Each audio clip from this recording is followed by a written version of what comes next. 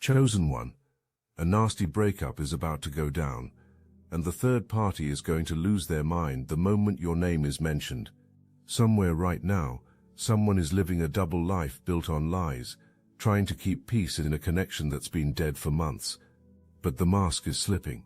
Your name has been echoing in conversations not meant for your ears, slipping out in arguments that weren't supposed to involve you. That single mention is the spark that sets off the explosion. The performance ends, the truth spills out, and everything collapses. You didn't cause it.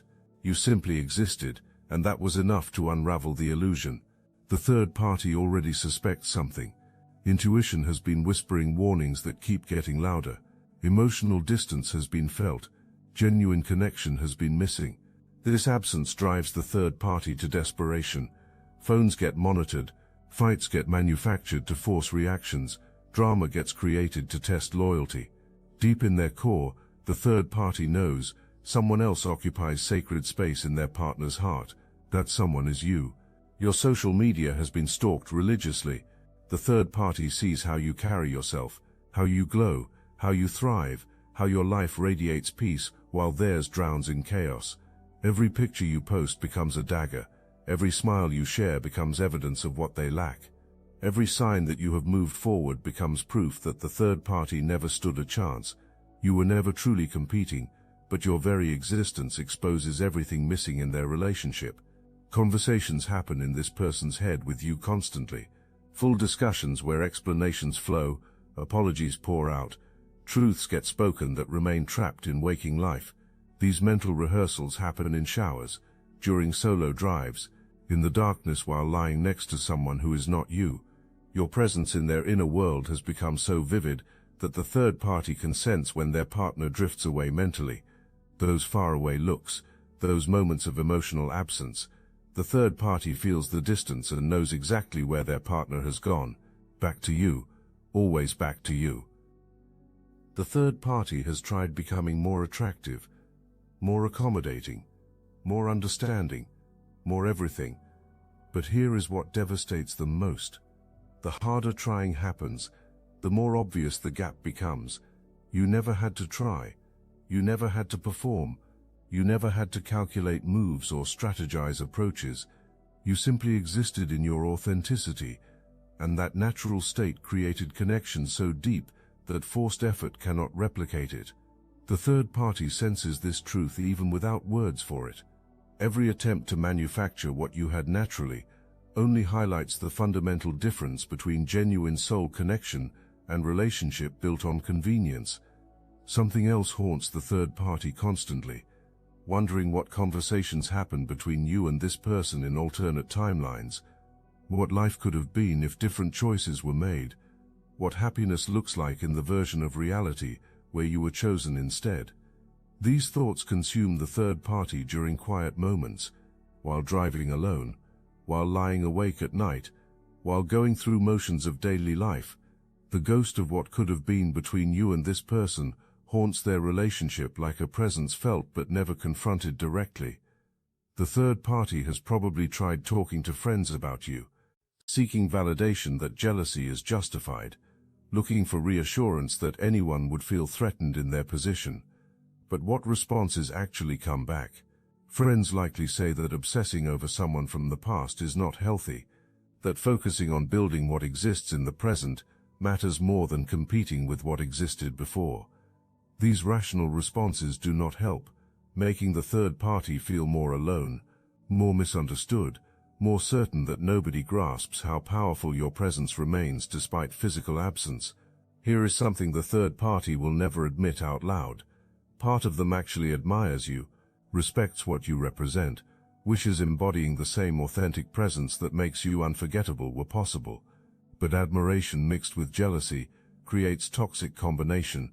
Instead of learning from what you represent, instead of developing their own authentic voice, the third party becomes consumed with tearing you down, making you less than, finding your flaws, constructing narratives where you become villain, instead of someone who simply existed in truth and created natural impact.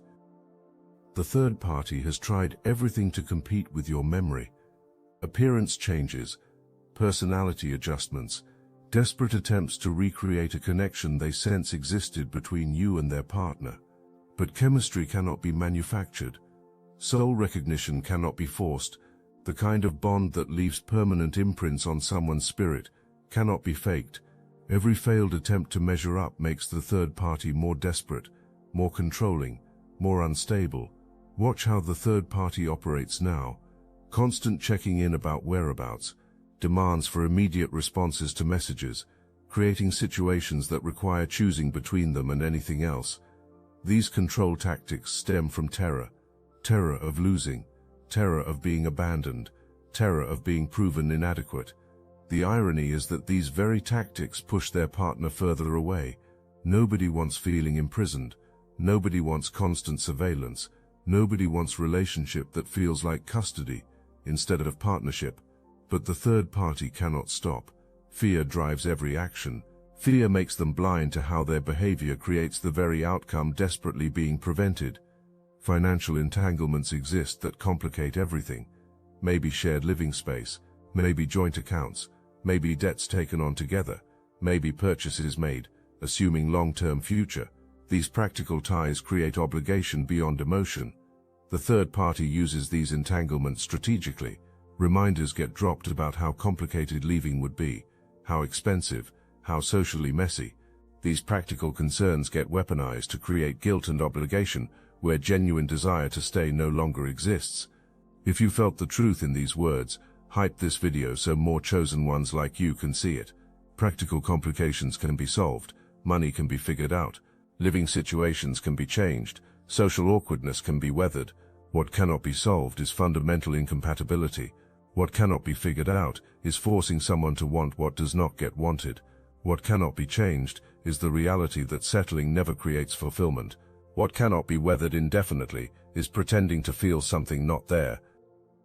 The person trapped in this situation carries enormous guilt. Guilt for entering relationship while not being fully available emotionally. Guilt for the third party's pain that comes from loving someone unable to love them back the same way. Guilt for the time and energy the third party has invested in building something never going to last. This guilt keeps them paralyzed, keeps them staying longer than they should, keeps them trying to make something work that was broken from the start. But guilt is not love, obligation is not commitment, and staying in something out of guilt creates resentment that eventually explodes. Fear has transformed into dangerous obsession. The third party knows details about you that cross boundaries. Hours have been spent scrolling through your posts, studying your face, analyzing your words, trying to decode what makes you unforgettable. Old photographs of you and this person together have been examined like crime scene evidence. Your smile has been memorized. Your style has been noted. The light visible in their partner's eyes in those old images, a light that has never appeared in any photo with the third party, becomes proof of inadequacy that eats them alive. This fear has turned the third party into someone unrecognizable. Friends notice the change. Family sees the obsession. Everyone around them watches someone they care about become consumed with jealousy over a person who is not even actively in the picture. The third party brings you up in every conversation, compares themselves to you constantly, creates entire mythologies about who you are and what you did to steal their relationship. None of it reflects truth, but the third party needs these narratives. Making you the villain means avoiding the mirror. Blaming you for their loss means never facing their own inadequacy. An argument is building, the kind of confrontation that shatters illusions and exposes every hidden truth.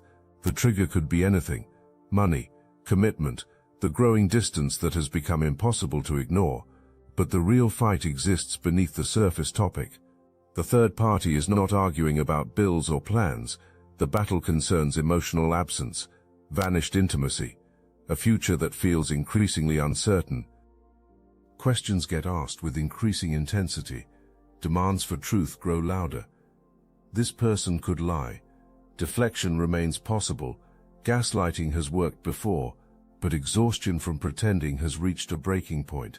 Something inside craves the relief of honesty, even if honesty means destruction. So when the question comes, when the third party demands to know if someone else occupies their thoughts, a dangerous pause fills the space. You can see the internal debate, keep up the charade, or burn everything down. Your name emerges, whether through confession or accusation, or simple slip of the tongue. Your name enters that charged atmosphere like oxygen meeting flame. The third party's face transforms instantly. Suspicion crystallizes into confirmation. Fear hardens into rage. Denial shatters into devastation. The third party knew on some level, but hearing your name spoken aloud makes the truth undeniable. Pure chaos erupts, screaming, hysterical questions delivered without pause for answers. When did this happen? How long has this been going on? Have you been talking to them? Are you leaving me for them? The purging of months of suspicion and insecurity pours out in volcanic intensity. This person who spoke your name watches the meltdown with mixed emotions, guilt for causing pain, relief that secrets no longer need carrying. The mask has been ripped away. Truth stands exposed, however messy and painful. The third party starts weaponizing everything. Every moment of distance gets thrown back as evidence. Every time intimacy felt forced, every instance of being called by the wrong name, every memory that belonged to your relationship instead of theirs, all of it becomes proof of betrayal. Confirmation that the third party never truly had them. Validation that you have been the invisible presence in their relationship from the beginning. Ultimatums get issued. Promises get demanded. Every shared responsibility, every financial tie, every social connection gets weaponized. Reminders flow about everything that will be lost by leaving, everyone who will judge, everyone who will take sides. All the practical complications of ending things get listed like ammunition. But something fundamental has shifted. Once your name was spoken, once truth was acknowledged, something broke open that cannot close again. The prison door stands open. Freedom beckons from the other side, even if the path forward looks messy and complicated. Your name becomes an incantation in the days following the explosion. The third party cannot stop saying it. You get brought up in every conversation, constant comparisons, obsessive online searches for your name. Entire narratives get constructed about who you are and what you did, even though you remain completely absent from the actual situation. Friends start expressing concern. Watching someone they care about spiral into consuming jealousy over a person who is not even present becomes disturbing. When friends suggest that fixating on you is not helping, the third party explodes.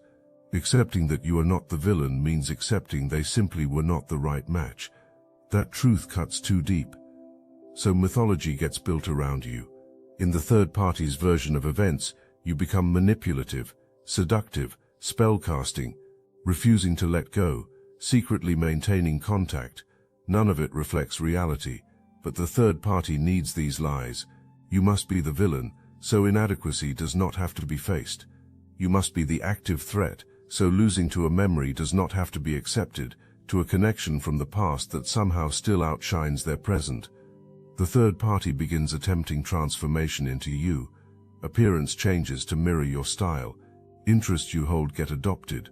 Speech patterns get mimicked. Watching someone lose their identity while competing with someone not even competing becomes painful to witness. You continue living your authentic life completely unaware of this obsession, while the third party dismantles themselves trying to decode what makes you impossible to forget. Social media becomes performance space.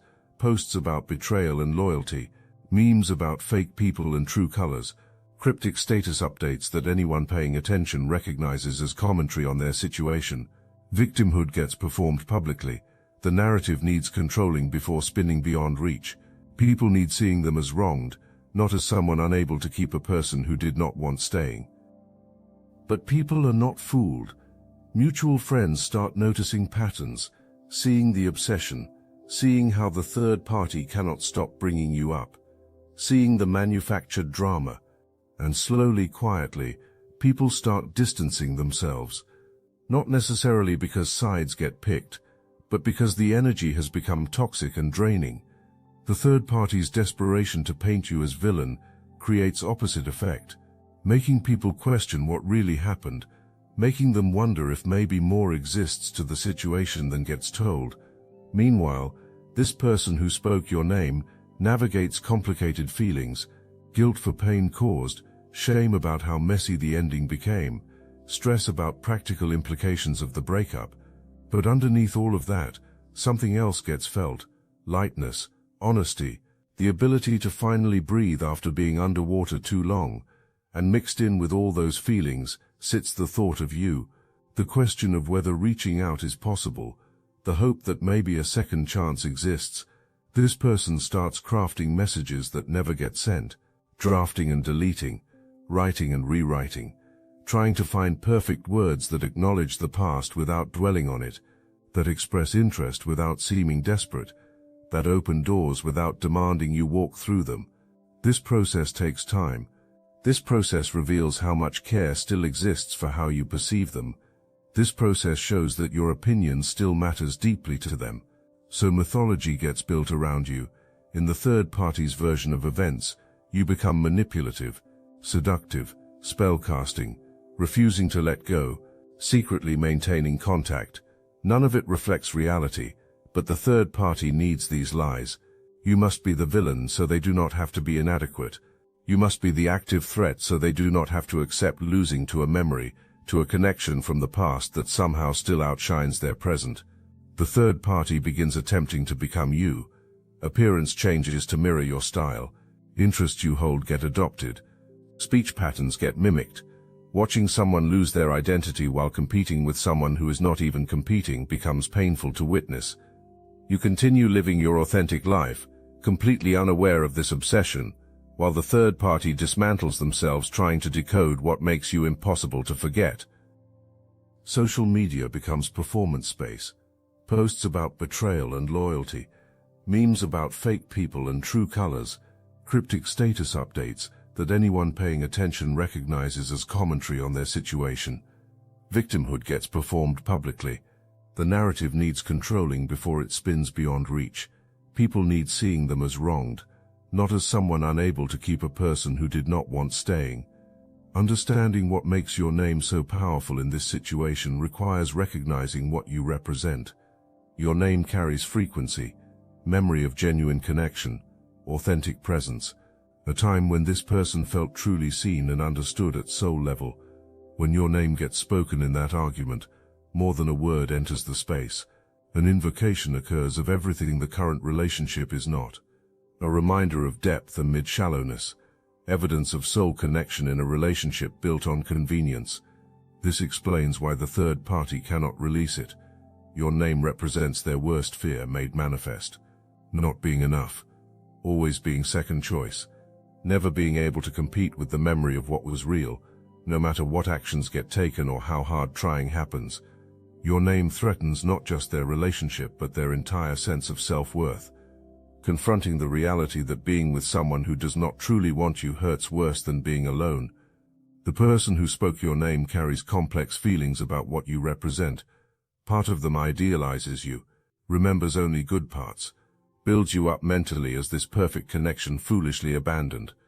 Another part feels scared of you, scared of not measuring up if return happens, scared that you have moved on and become even more incredible during separation.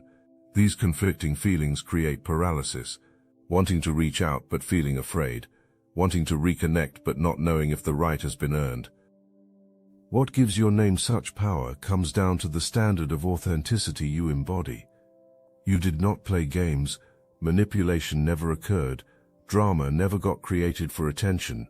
You simply showed up as yourself, and that created unforgettable impact. The third party has deployed every game in existence, used every manipulation tactic, created constant drama, and still could not achieve the kind of presence in this person's mind that you hold naturally. This truth drives them to obsession, makes them unable to stop saying your name even though each utterance destroys them again. I must interrupt this transmission for just a moment. Are you really chosen? Prove it. It's easy to watch videos about chosen ones. It's another thing to put yourself to the test. If you're still here, that means something. But talk is cheap. Real chosen ones take action. That's why I built Destiny Engine. It generates personalized sequences that help you rewire betrayal into transcendence, turn isolation into sacred power, and transform their downfall into your rise. We are using the Dark Elite's own weapons against them, taking their declassified consciousness technology that programmed competition and scarcity and repurposing it to serve divine justice. The beauty is you don't even have to lift a finger. You put on the headphones, press play, and watch your enemies choke on the rope their own lies created. If you're done consuming and ready to prove you're chosen, start your destiny engine for $1 today. Join the Obsidian Inner Order live checks and watch divine justice accelerate in your life. Link in the description. After some time passes, after dust begins settling, this person will reach out to you. The message will arrive carefully crafted. Thinking about what to say has consumed significant mental energy. Dozens of drafts have been written and deleted. Analysis has been done on what approach might work best. Coming on too strong risks pushing you away. Being too casual suggests not caring, so something in between gets aimed for. Acknowledgement of the past, but focus on the present. Expression of interest without appearing desperate. Door gets opened without demanding you walk through. Recognize this message as what it truly is, a test. Not malicious necessarily, but strategic nonetheless. Waters are being tested. Accessibility is being measured. Whether you have moved on, or if openings still exist, gets gauged. How you respond, or whether response happens at all, sets the tone for everything following. Your power comes fully into play here. You are no longer the person who got left behind. You are no longer someone who would jump at any crumb of attention. You are no longer the person who would ignore red flags because wanting connection felt so strong. Evolution has occurred. Transformation has happened. Learning to value yourself in new ways has taken root. That evolution means approaching this situation from strength, never desperation. Time becomes yours to take when deciding if the response even feels right. Sitting with the message and noticing how your body reacts gives crucial data. Does your stomach drop with anxiety? Does your heart race with excitement? Does tension grip your body? These physical responses carry information. Your intuition speaks through your nervous system. Messages get delivered about what your mind might want to ignore. Pay attention. Honor these signals. Let them guide you toward choices that protect your peace. If the response gets chosen, terms become entirely yours to set. Immediate replies are owed to no one. Emotional availability is not required. Benefit of the doubt need not be given. This situation was created by their choice of someone else. This mess came from thinking better existed elsewhere. This outcome resulted from walking away from something real, to chase surface appeal. Consequences belong to them to carry, never yours to fix. The third party watches everything. Even without directly monitoring your social media, even without actively stalking your activity, absolute attention gets paid to any sign of reconnection. Fake accounts probably follow you. Friends likely provide updates on the situation. Investment exists in knowing whether their worst fear comes true, whether the person who spoke your name in that explosive argument actually returns to you. Whatever decision gets made will have an audience. The third party will analyze every interaction. Screenshots will get taken. Narratives will be constructed about meaning. Frenzy will build over the smallest signs of reconnection. Not necessarily because they still want this person, but because ego cannot handle the idea of losing to you twice. Once when you were memory competing with their reality. Again if you become reality proving their relationship never had real chance. But decisions cannot be made based on how the third party will react. Life cannot be lived trying to avoid someone else's emotional breakdown. Their feelings remain their responsibility. Their healing belongs to their journey. Their obsession with you is their problem, requiring their solution. You simply get to focus on what actually serves your highest good, what honors your growth, what protects your peace, what aligns with who you have become, and the future you continue building. This person will want to explain themselves to you. Understanding why leaving happened, why the third party got chosen, what was going through their mind, all of this will seek articulation. They will want you seeing that inadequacy on your part played no role, that confusion or fear or lack of readiness existed in them. They will want absolution from the guilt carried for hurting you. Understand that these explanations serve their benefit, never yours. Making themselves feel better about choices drives the motivation, not giving you actual closure. Real closure never comes from someone else's words anyway. It comes from your own acceptance of what happened, and your decision to move forward regardless of whether full understanding ever arrives. Listening to explanations might happen if engagement gets chosen. Some information might even prove interesting or insightful, but never confuse explanation with excuse. Never confuse understanding their perspective with accepting their behavior. Someone can explain why hurt occurred, and still hold accountability for the fact that it did. Someone can have reasons for choices made, and still face consequences of those choices. Your compassion for their struggles does not require sacrificing your standards or compromising your boundaries.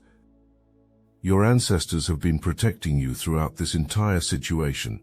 Doors that would lead backwards have been closed.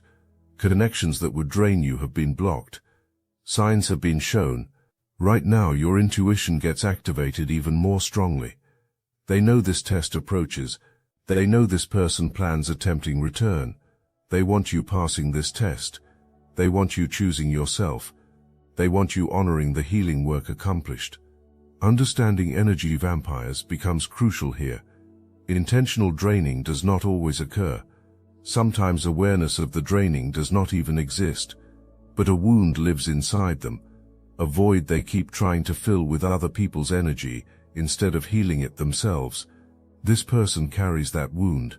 You felt it during your time together before, how giving and giving happened from you while taking and taking happened from them, how exhaustion followed time spent together, how constant reassurance and validation got needed. That wound remains unhealed. Inner work has not been done. Operating from the same broken place continues. Only circumstances have changed. Trading one relationship for another occurred, but the same person running from the same pain persists. Letting them back in without genuine transformation guarantees ending up in the same patterns that caused hurt before. Watch what happens when reach out occurs. Notice how your body reacts. Does your stomach tighten? Does your chest feel heavy? Does anxiety creep through you? These are signals. Your body knows things your mind has not processed yet. Your intuition speaks through physical sensations. This is your ancestors protecting you, your higher self guiding you. Divine intervention, showing truth before mistakes get made. Everything leads to this moment. This person will reach out, perhaps already has. Decision time arrives about how response happens, or if response happens at all, whether engagement feels right, or if protecting peace takes priority, whether giving access to your energy again makes sense, or if maintaining boundaries serves you better. Before a choice gets made, something important needs to be done. Sit quietly with yourself. Get away from all noise and opinions and feelings. Just listen to your intuition. Your body knows the truth. Your soul knows the truth. Your higher self knows the truth. Getting still enough, quiet enough, allows that truth to speak clearly. Ask yourself questions. Does this feel peaceful or chaotic? Does this feel like expansion or contraction? Does this feel like moving forward or going backwards? Does this feel like divine alignment or karmic repetition? Your honest answers tell everything needing to be known. If engagement with this person gets chosen, do it with eyes wide open. Do not ignore red flags because wanting fantasy to be real feels strong. Do not make excuses for behavior because loneliness aches. Do not convince yourself that this time will be different without evidence that actual change has occurred. Move slowly. Ask hard questions. Demand transparency. Watch actions over time. Stay ready to walk away the moment old patterns resurface. But if protecting peace gets chosen, if honoring healing work accomplished gets chosen, if trusting that something better exists for you gets chosen, understand how proud your ancestors feel. You are making the right choice even if hurt exists right now. Breaking generational patterns by choosing yourself. Your ancestors celebrate you. The third party's obsession with your name will eventually fade, not because healing occurred or moving on happened healthily, but because something new will arise to fixate upon, someone new to blame. Another narrative to build. People who refuse taking accountability simply keep finding external reasons for internal emptiness. While they create their next drama, you will continue building the life meant for you. Your name will still come up occasionally, mentioned when mutual friends ask what really happened, referenced when people wonder why that relationship imploded so spectacularly, whispered as explanation when someone questions the explosive ending. But over time, intensity around it will diminish, the charge will dissipate.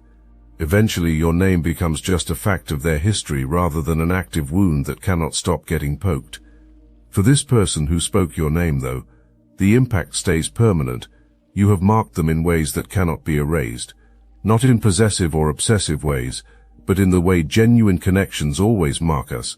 Future relationships will get measured against what existed with you. Noticing will happen when something is missing that was present with you. For the rest of their life, memory will remain of what being truly seen and understood by someone felt like, and knowing they walked away from it will never fully leave them. Whether growth sufficient for appreciating that fully has happened, whether healing enough to show up differently if given another chance has occurred, whether evolution enough to meet you where you stand now has taken place, only time and consistent action can answer those questions. Words mean nothing at this point. Explanations mean nothing. Promises mean nothing. Only sustained, aligned action over extended time means anything. And you get to decide how much proof is needed before even considering trusting them with access to your energy again. You are not a victim of this situation. You are not at the mercy of someone else's choices. You are not powerless. You are the one with power here. You get to decide what happens next. You get to set the terms. You walk in divine protection and ancestral guidance. Nothing from your past can touch what the universe has planned for your future. When everything goes down, when chaos erupts, when your name lives on everyone's lips, you stay in your lane, you protect your energy, you honor your journey, you trust the process, you keep moving forward knowing everything unfolds exactly as it should. This situation is a test, the universe checking to see if you meant it when saying you were done settling, checking to see if you really believe you deserve better, checking to see if you will honor healing or throw it away for someone offering crumbs. Tests never come easy. They arrive disguised as second chances, wrapped in nostalgia and chemistry and familiar comfort, appearing when defenses are down. That is exactly why these are tests. Anyone can make good choices when things are easy. Real strength shows in making good choices when the heart pulls one direction and intuition speaks differently. The breakup is happening. Your name will cause the explosion. The third party will lose their mind completely. This person will try coming back. You will handle all of it with grace, with power, with wisdom, because that reflects who you are now, what you have become, the person your healing journey has created. You are not going backwards. You are not repeating cycles. You are not settling for scraps. You are moving forward into blessings. You are breaking patterns. You are claiming everything that belongs to you. This starts with this choice, this moment, this test. When reach out happens, you will know exactly what to do, because preparation has happened, equipment has been given, empowerment exists. You are more than ready to handle whatever comes with grace and strength of someone who knows exactly who they are and exactly what they deserve. The nasty breakup is going down. The third party is losing their mind. Your name is the catalyst. You are standing in your power, watching it all unfold from a place of protection. Your best days are not behind you. They stretch ahead of you. Nothing can stop what is coming for you, except choosing to go backwards when the universe pushes you forward. Your name broke up their relationship, but you did not. Your name triggered the explosion, but the explosives were already there. Your name exposed what was already broken, but you did not break it. What you represent, the authenticity and depth and genuine connection, that was simply too powerful a contrast to the shallow foundation built. When that contrast became undeniable, when it got spoken into existence, the illusion shattered. Choose forward, choose yourself, choose power, choose peace. That is what chosen ones do. That is exactly what you will do when the moment comes. The storm is coming for them, but you are walking in sunshine, you are walking in clarity, you are walking in purpose, you are walking in power. When this is all over, when dust finally settles, you will look back and thank yourself for choosing you, for trusting your intuition, for honoring your worth, for walking away from what no longer served you and toward what was always meant for you. Your name alone was powerful enough to destroy what was false, so that what is real has room to emerge. Stand in that power. Own that truth. Walk forward knowing you are the prize, you are the standard, you are the catalyst for truth, and nothing can dim that light you carry. Watch how everything unfolds exactly as it must. Watch how choosing yourself opens every door meant for you. Watch how your sovereignty becomes the greatest gift you ever gave yourself.